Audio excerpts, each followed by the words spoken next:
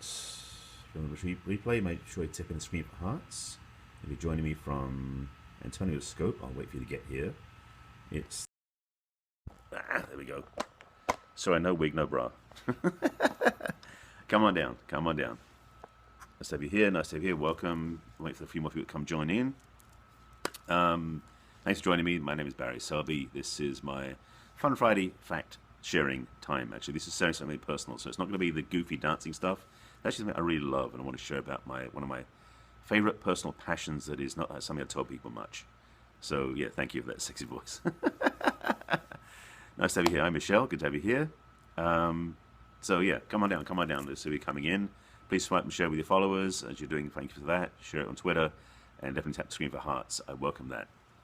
If you're not already following me, please tap on the little man and tap on follow me, because I've got 3 more scopes coming today. I've got a lot of busy stuff going on. So this one's just a light one, and it's not going to be as goofy. Thankfully, I had the silly ones before. Bryn with her accents. Yes, you don't do an English accent as well as I know some people do. So I give you crap about that, but I love you dearly. We see each other pretty frequently too, because we're both LA folks. And Ronique, you rocked it. Absolutely rocked it. So great first scope. That was a great early scope. It was great to have you with us. And Antonio, as usual, dancing. Awesome stuff. But I'm going to go a different direction.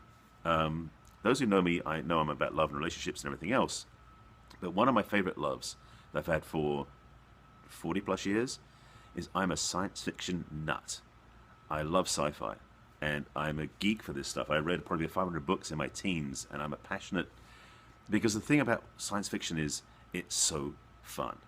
Such cool stuff. I mean, the TV shows, yeah, sometimes they work, but a good sci-fi movie keeps me totally enwrapped for 2 hours solid, you know. And yes, superheroes too. So Guardians of the Galaxy was one of my favorite movies. Galaxy Quest, one of my favorite movies. I love this stuff. So my favorite thing, to be honest, not so much science as much. I did do science at school, but it was sci-fi itself, because we got expanded our possibilities. And someone was sharing about how Back to the Future predicted things that did happen and didn't happen. Well, so did Star Trek. And Star Trek was one of my favorite shows. The first series, the original series. Even though Kirk was a goof, it was a great show. But things we have now, like iPads and 3D printers, they were in Star Trek 30 years ago. So for me, science fiction rocks. It is absolutely. And I can't wait for Star Wars at Christmas. Let's just say about that, I'm getting really jazzed about that too. So for me, frankly, I'm absolutely passionate about sci-fi stuff, and particularly the books more than anything else, because the books let my imagination go wild and free, and some of the books changed my life. So it wasn't about being goofy and silly, it's about how heartfelt for me science fiction is, because it changed my life, to be honest. It really put me on my spiritual path, as weird as that sounds. But things like the iRobot trilogy and Foundation Empire from Asimov. Asimov was one of my building blocks for science fiction. So yeah, I'm kind of nerdy. Yeah, it's true, Antonio.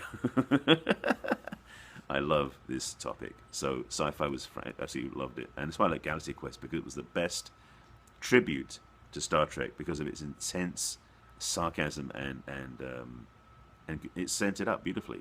Yeah, iRobot. iRobot was the first movie. I'm sorry, first book.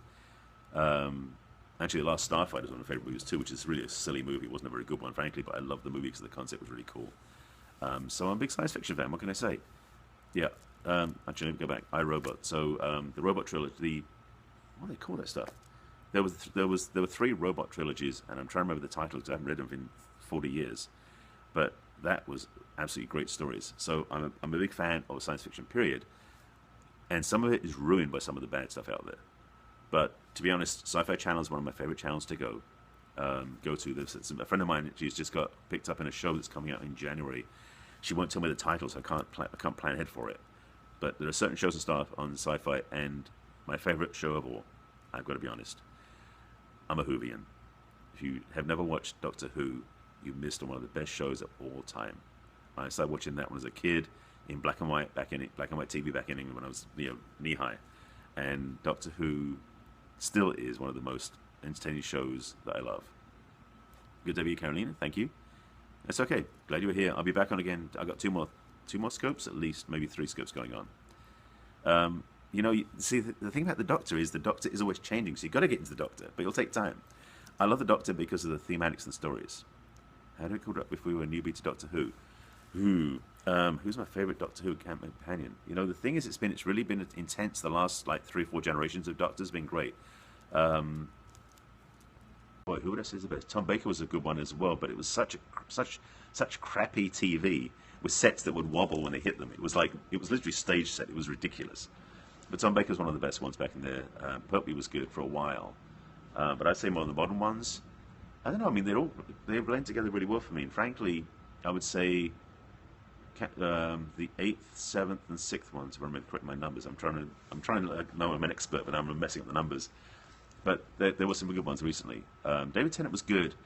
In fact, I like his passion, and frankly, his whole thing with Rosie was good too. And she moved because she actually transitioned out of 2 doctors or 3, 2 doctors. So with Rose, there was some good stuff in there. K9 was a trip. He was like K9. He was a character, and he came back into the series late on. Okay, I'm getting way into detail here. So if you haven't watched Doctor Who, you don't know what I'm talking about.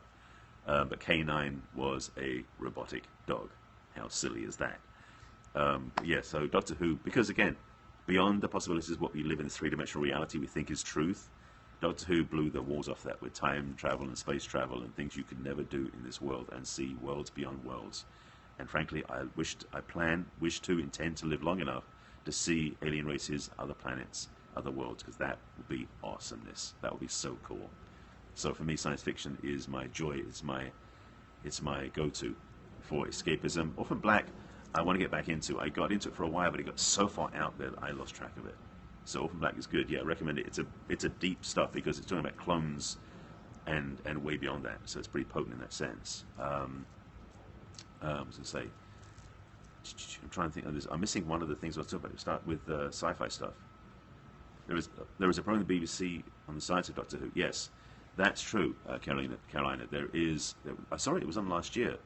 I saw it. They did a BBC America, by the way, is the place to go for Doctor Who.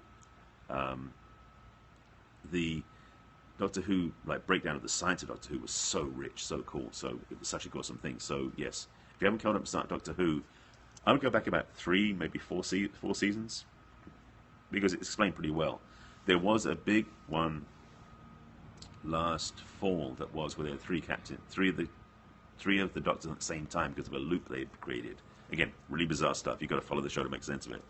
But if you imagine that you have a space and time travel device called a TARDIS that looks like a British blue police box that is bigger on the inside as on the outside.